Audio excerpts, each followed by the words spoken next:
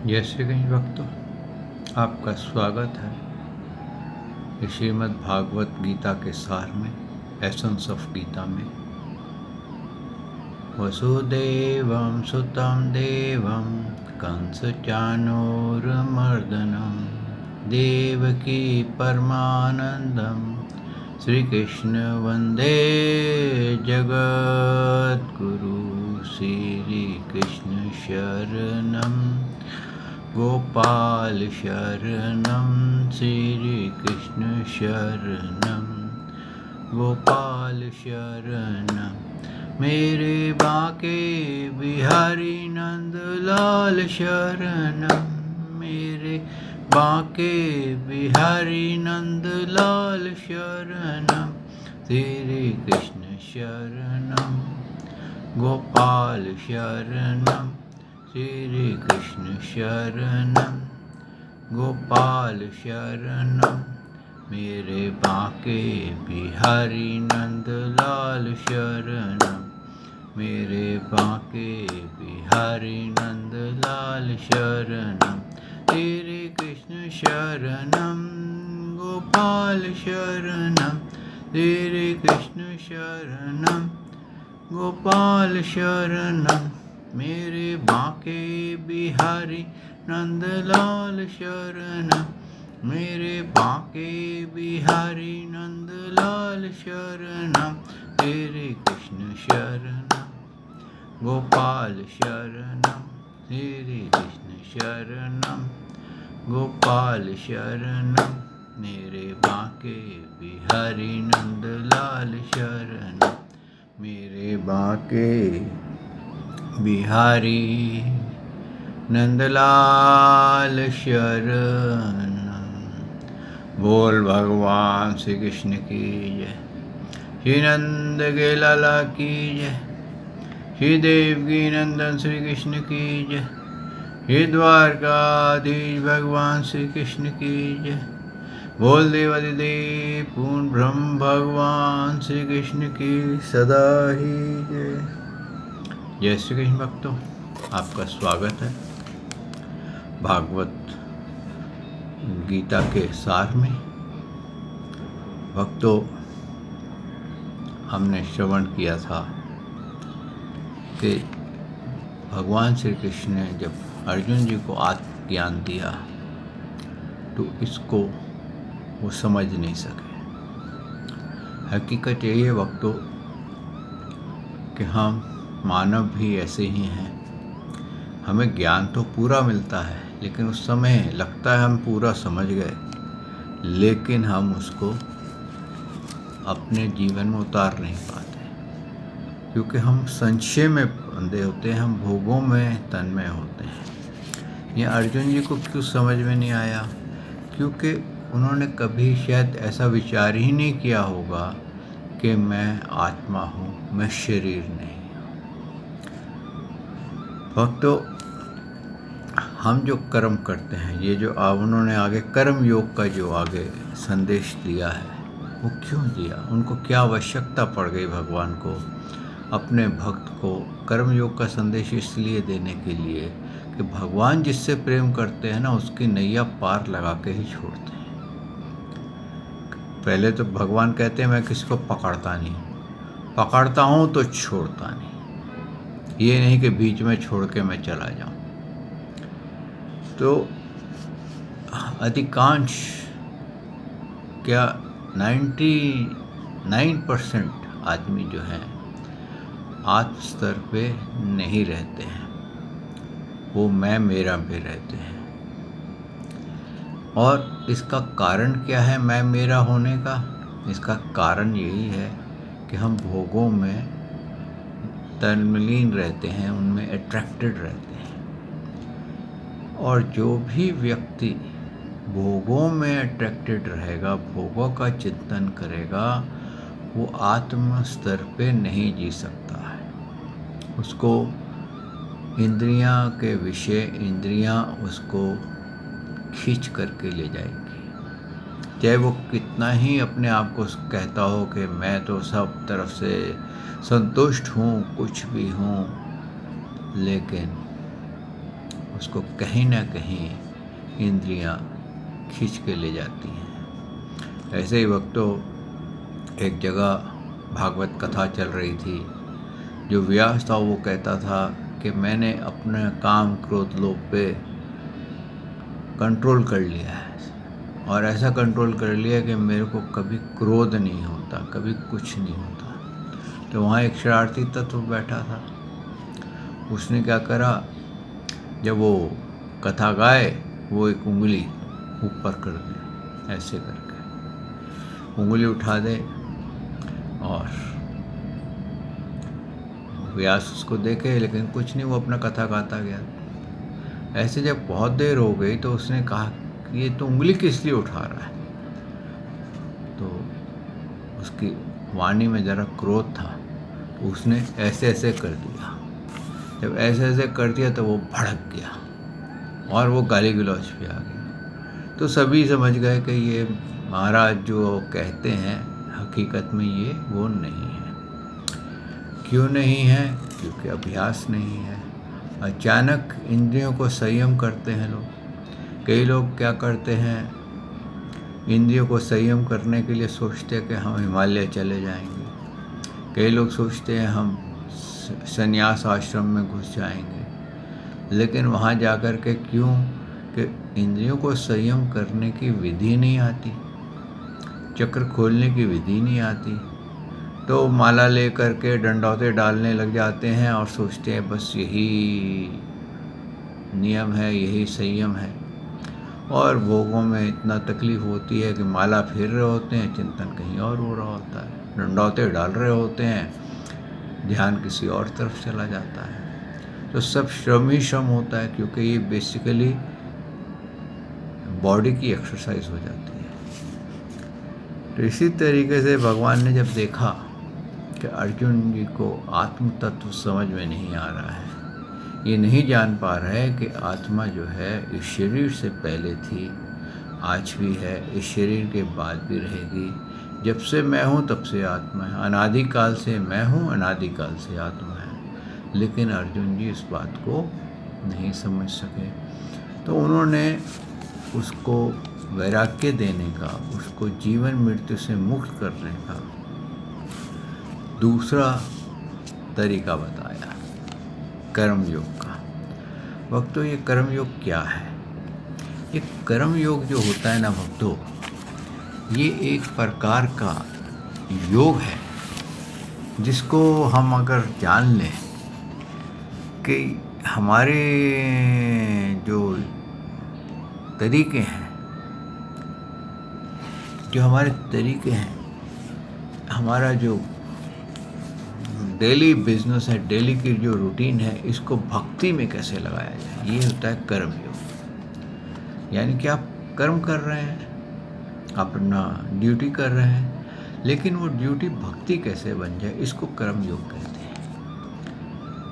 ना कि कर्मयोग ये कि आप अपने एक्टिविटीज़ को बंद करके और केवल माला हाथ में पकड़ के सिर मुड़ा के बैठ जाए, इसको कर्मयोग नहीं कहा। ये कर्मयोग में इंसान फंसता कैसे है भक्तों, इसकी एक मैं छोटा सा उदाहरण देता हूँ, शायद आप उससे आपका स्पष्टीकरण हो जाएगा।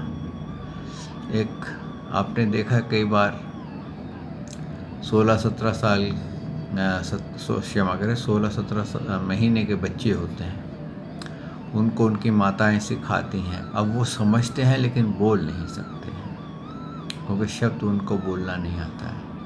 तो माता उसको बताती है ये क्या है, और ये एप्पल है, ये डॉल है, ये बियर है, ऐसे माता कई शब्द बोलती है, पेंसिल है।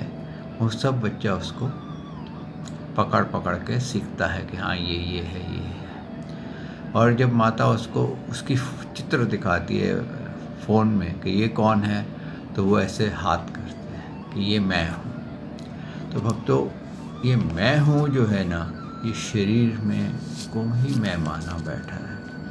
हम जितने भी कर्म करते हैं ना भक्तों, सब शरीर के कार्य के लिए, सुख के लिए उसका उसके लिए ही करते हैं और शरीर से ही करवाते हैं। ये हम नहीं समझते। हम कर्म कर रहे हैं किसके लिए? शरीर के थ्रू कर रहे हैं, लेकिन शरीर का ही कर्म कर रहे हैं। देखा जाए तो हम शरीर की ही नौकरी बजा रहे हैं। हम किसके दास हैं? शरीर के। और शरीर किसका दास है? इंद्रियों का। लेकिन है जड़, हमारा साथ नहीं देगा, हमारा ये पलटता जाएगा। ऐसा समय आ जाएगा कि ये लेट जाएगा, चलने को भी ये तकलीफ़ देगा, नहीं चलेगा। बुढ़ापे में देखिए कितने लोग आप अगर देखना हो कि दुख क्या होता तो ज़रा हॉस्पिटल में जाके देखिए। नाक में नली डाली हुई है, नीचे कैथेटर लगा हुआ है और थैलियाँ लटक रही हैं, न चल सकते हैं न हिल सकते हैं, हाय हाय कर रहे हैं।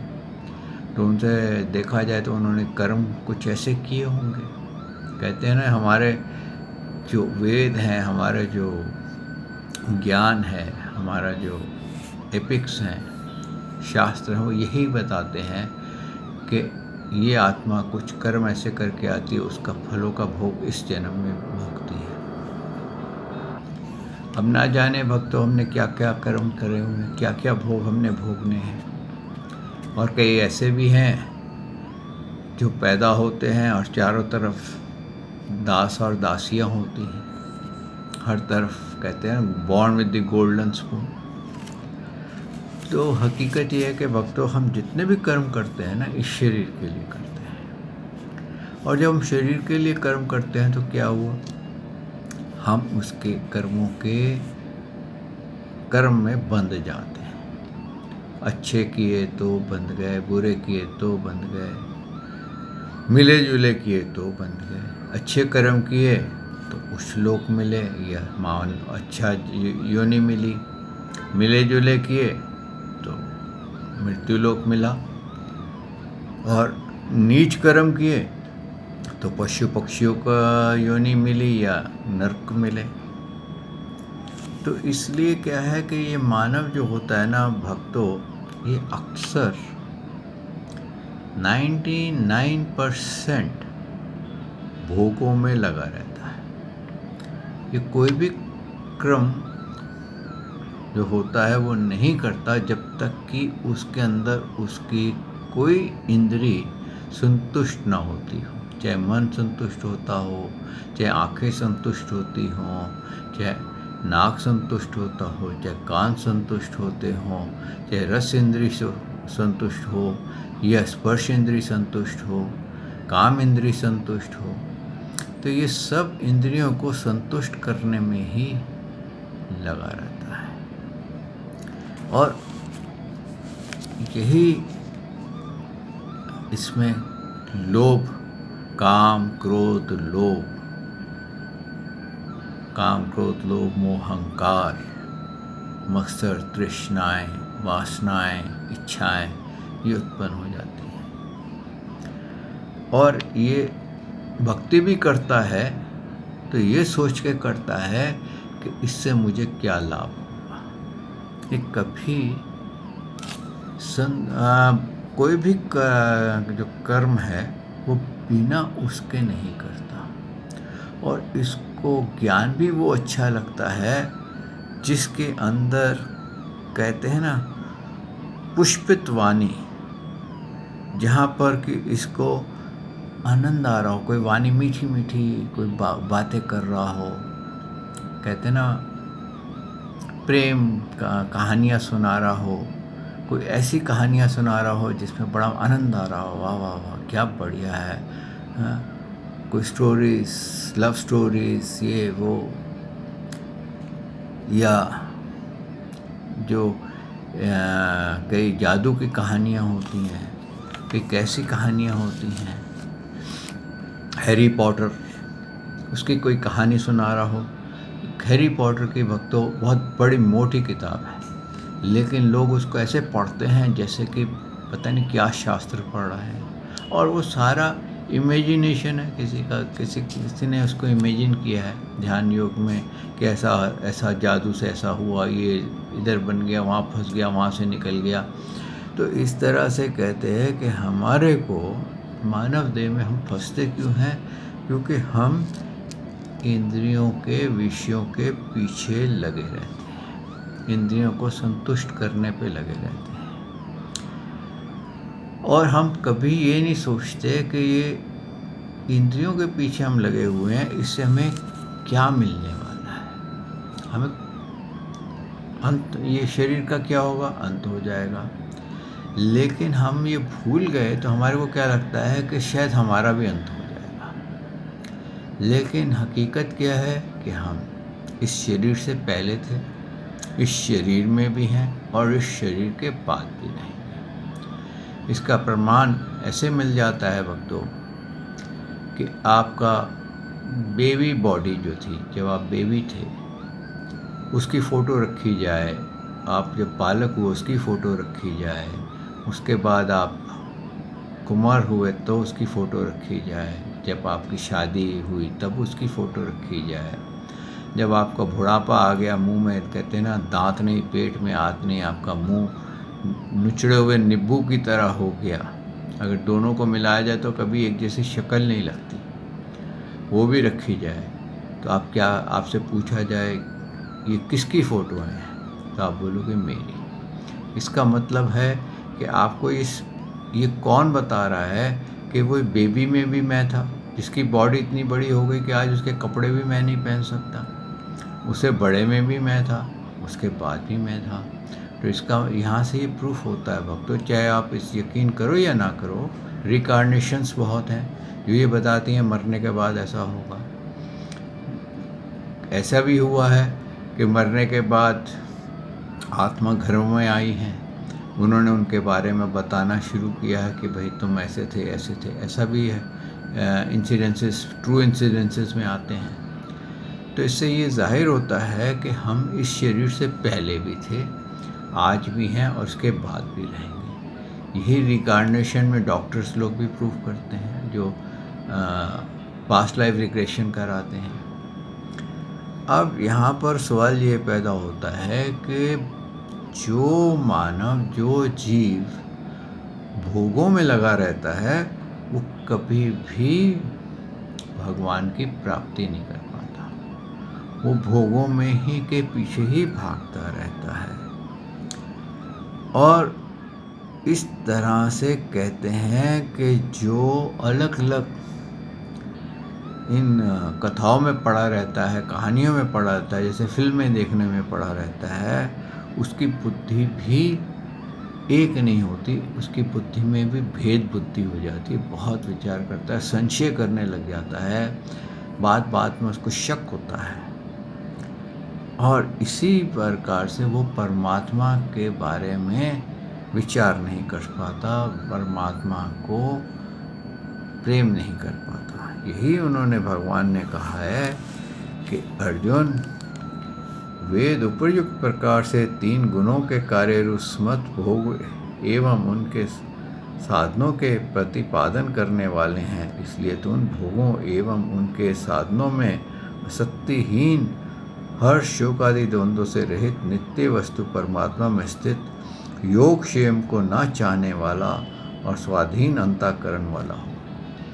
क्या कहा है कि जो वेद हैं भक्तों, वेदों में भी क्या प्रॉब्लम है, जब वेद रचे गए तो वेदों में क्या करा है, उनको पता था ये जो जीव है ये ऐसे इंटरेस्ट नहीं लेगा, उन्होंने हर के अंदर ऐसे मंत्र डाल दिए कि तुम उसकी भक्ति करो तो तुम्हारे को इसकी प्राप्ति हो, तुम ये करो तो तुम्हें ये प्राप्त हो जाएगा। ऐसे करते करते उन्होंने मोक्ष के शब्दों को बहुत छोटा कर दिया, ताकि जीव अपने आप खोजे कि मोक्ष कैसे मिलता है, जीवन मृत्यु से बाहर कैसे आते हैं। लेकिन अधिकांश लोग जो थे वो वेदों की पुष्पित वाणी, यानी कि भोग जिसमें मिलते हैं, जिसमें हमारे को ये मंत्र पढ़ने से हमारे को ये मिल जाएगा, ये वरदान मिल जाएगा, हम ऐसा अमर हो जाएंगे, उसके पीछे पड़ गए और उस तरह की भक्ति वो करने लगे। और आगे भगवान ने ये फिर कहा कि तू अगर फलों को नहीं चाहेगा तब तेरे को शांति मिलेगी। जब तक तू फलों के पीछे भागेगा तेरे को जीवन में कभी शांति नहीं मिलेगी। जैसे कि जब तू फलों के पीछे भागना छोड़ देगा तो क्या होगा, सब ओर से परिपूर्ण जलक्षय को प्राप्त हो जाने पर छोटे जलक्षय की जितना प्रयोजन रहता है, ब्रह्म को तत्व जानने वाले का ब्राह्मण का समस्त वेदों में उतना ही प्रयोजन रह जाता है। यानी कि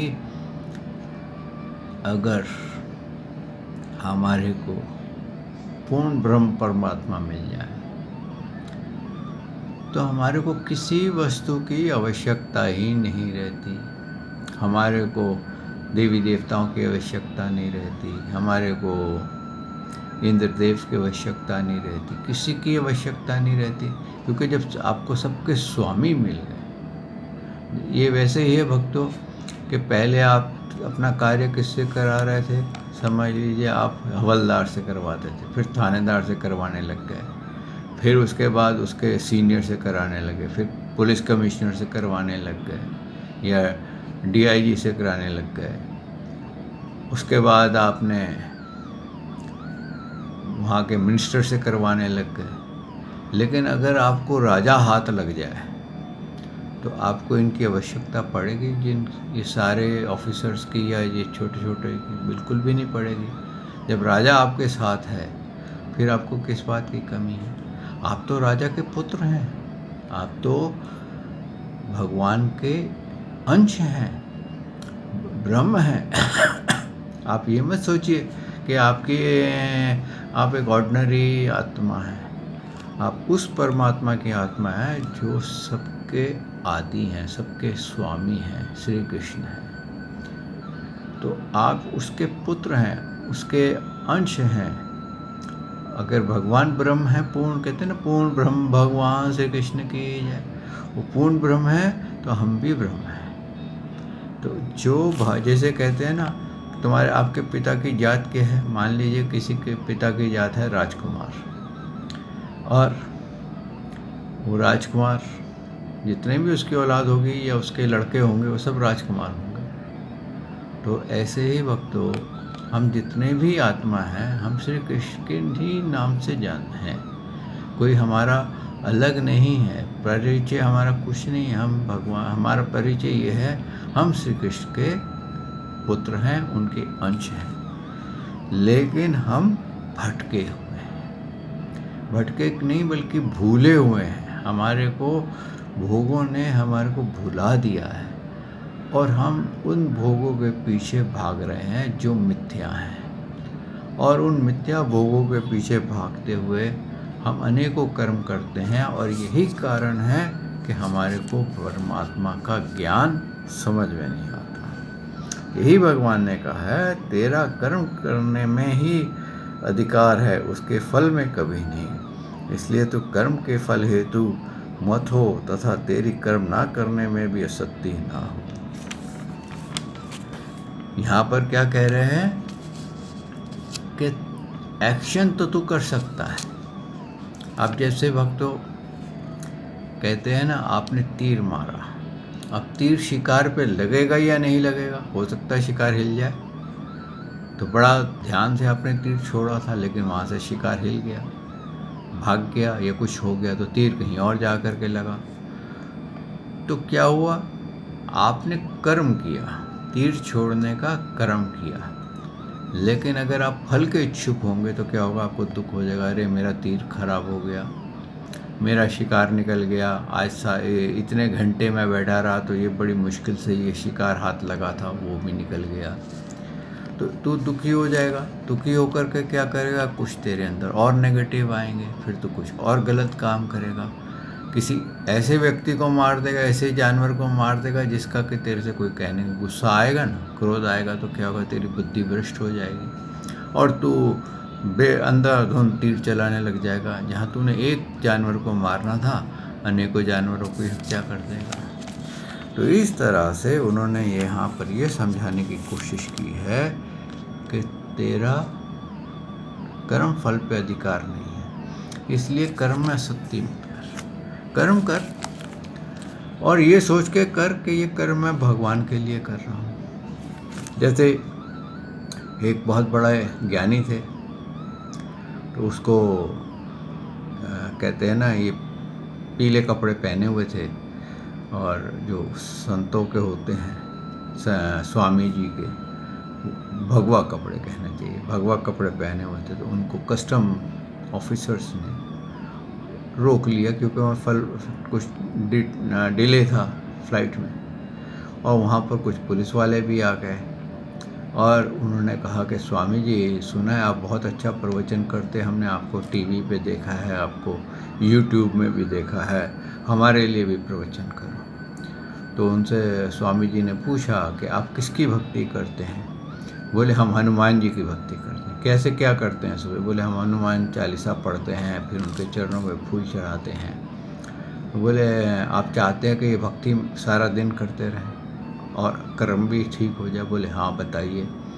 कि जब भी कोई व्यक्ति की आप चेकिंग करो, या व्यक्ति आपके पास आए, बात करे, तो आप उसको सोचो कि ये हनुमान जी आए हैं, और मन में उसके चरणों में फूल चढ़ा दो, तो तुम्हारा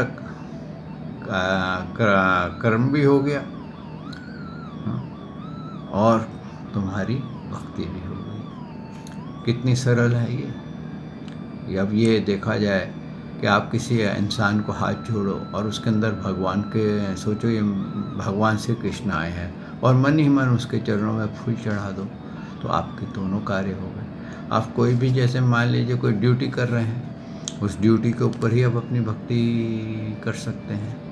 कि भाई जो भी आपकी ड्यूटी है, मान लीजिए आपकी ड्यूटी है बच्चों को पढ़ाना, तो आप उसमें ये देखिए कि भगवान श्री कृष्ण बैठे हुए हैं चारों तरफ, सारे बच्चों में भगवान श्री कृष्ण नन्हे नन्हे बच्चे बन कर के बैठे हुए हैं, और मेरे से शिक्षा पाने के लिए बैठे, मुझे गुरु बना के रखा हुआ है, और मन ही मन सबको आप नमन करो, तो क्या होगा? आपकी शिक्षा भी हो गई और आपका भक्ति भी हो गई। तो इसीलिए उन्होंने ये कहा कि हे धनंजय, तू असत्य को त्याग कर तथा सिद्धि और असिद्धि में समान बुद्धि वाला होकर योग में स्थित हुआ, कर्तव्य कर्मों को कर, समत ही योग कहलाता है। यही एक कर्म फल का, कर्म करने का, ये योग में कन्वर्ट हो जाता है। आगे उन्होंने कहा, बुद्धि योग से सैकम कर्म अत्यंत ही निम्न श्रेणी का है, इसलिए हे धनंजय, तू समबुद्धि ही की ही रक्षा का उपाय है ढूंढ, अर्थात बुद्धि योग का ही आश्रय ग्रहण कर, क्योंकि फल के हेतु बनने वाले अत्यंत दीन होते हैं। यहाँ पर भगवान ने उसको और गहरा समझाया कि जो तू सोच रहा है ना, ये मेरे अपने हैं, ये किस लिए सोच रहा है? तूने क्या सोचा है? ये मैं हूँ। तू ये मैं हूँ नहीं है, तू आत्मा है, ये भी आत्मा है। ना ये मरेंगे, ना तू मरेगा, ना तू मारेगा, ना ये मारेंगे। ये शरीर मरेगा, ये शरीर मारेगा। और अगर तू इसमें बैठा हुआ सोच रहा है मैं मारूंगा और मैं ये कर रहा हूँ, तो ये गलत है, क्योंकि तूने ये फल के हेतु आकर यहाँ पर जब तू आया है, तूने ये निश्चय किया था कि मैं जा रहा हूँ, मैं जा कर के तीर चलाऊंगा और सबको मार दूंगा, जिसके कारण तेरे को मोह ने घेर लिया। और मोह ने ऐसा घेरा है कि अब तेरी बुद्धि काम नहीं कर रही है। अब तू देख कि तेरी बुद्धि कितनी छोटी निम्न श्रेणी के अंदर चली गई है। आया तो तू राजा बन के था, लेकिन हो क्या गया है तेरे को? तू तो भिखारी बन गया है। ऐसा मत कर, तू तो दीन बन गया है, बेचारा हो गया है, इसलिए कि तूने फल को उद्देश्य रखा। आगे उन्होंने क्या कहा? समबुद्धि पुरुष पुण्य और पाप दोनों ही इसी लोक में त्याग देता है, अर्थात उनसे मुक्त हो जाता है। इससे तू समत रूप योग में लग जा। ये समत रूप योग ही कर्मों में कुशलता है, अर्थात कर्म बंधनों से छूटने का उपाय है। क्योंकि समबुद्धि से युक्त ज्ञानी जन कर्मों से उत्पन्न होने वाले फल को त्याग कर जन्म रूप बंधनों से मुक्त हो जाते हैं और निर्विकार परम पद को प्राप्त करते हैं। हे अर्जुन, जिस काल में तेरी बुद्धि मोह रूपी दलदल से भली भांति पार हो जाएगी, उस समय तू सुने हुए और सुनने में आने वाले इस लोक और परलोक संबंधी सभी भोगों में वैराग्य प्राप्त करेगा। तो कब वैराग्य प्राप्त करेगा? जिस वक्त तू निष्काम कर्म आरंभ करेगा, तब तेरे को वैराग्य होगा। तब तू जानेगा कि मैं शरीर नहीं हूँ, आत्मा हूँ। क्योंकि जब तेरे नेगेटिव्स जो हैं, पाप पुण्य जितने भी नेगेटिव्स चीज़ें हैं, वो समाप्त हो जाएंगी। और जो ज्ञानी जन होते हैं, तब तेरे को ज्ञान की प्राप्ति होगी। तब तक तू ज्ञान नहीं प्राप्त कर सकेगा जब तक तू फलों के पीछे भागता रहेगा। भक्तों, यही हमारी हालत है कि हम फलों के पीछे भागते भागते अपना ओरिजिनल ज्ञान को खो देते हैं। हम भूल जाते हैं कि हम आत्मा हैं। और यही कर्म योग है कि कैसे अपने आप को पुनः इसमें यकीन दिलाना, धर्म में स्थापित करना कि हम आत्मा हैं, परमात्मा के अंश हैं, उनके भक्त हैं। आइए भक्तों, आज वाणी को यहाँ विश्राम देते हैं। कल प्रभु ने चाहा तो मैं आपकी सेवा में फिर हाजिर होऊंगा। श्री कृष्ण शरणम गोपाल शरणम, श्री कृष्ण शरणम गोपाल शरणम, मेरे बाके बिहारी नंदलाल शरणम, मेरे बाके बिहारी नंदलाल शरणम, श्री कृष्ण शरणम गोपाल शरणम, श्री कृष्ण शरणम गोपाल शरणम, मेरे बाके बिहारी नंदलाल शरणम, मेरे बाके बिहारी नंदलाल शरणम। बोल भगवान श्री कृष्ण की जय, श्री नंद के लाला की जय, श्री देवकी नंदन श्री कृष्ण की जय, श्री द्वारकाधीश भगवान श्री कृष्ण की जय। बोल देवाधिदेव पूर्ण ब्रह्म भगवान श्री कृष्ण की सदा ही जय। जय श्री कृष्ण भक्तों।